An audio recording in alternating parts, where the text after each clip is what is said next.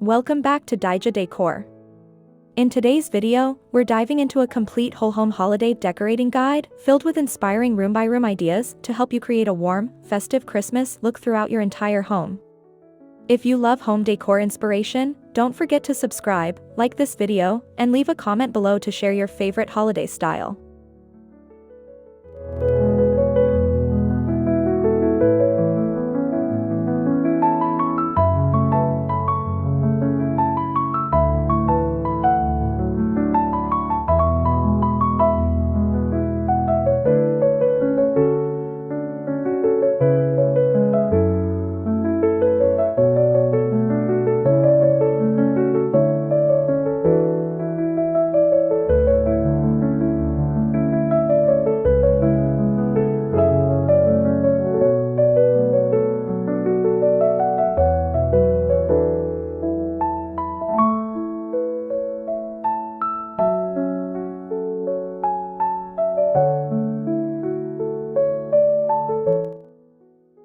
Let's begin with the heart of your home, the living room. Focus on cozy textures, layered lighting, classic ornaments, and a statement Christmas tree that sets the tone for your entire holiday decor theme.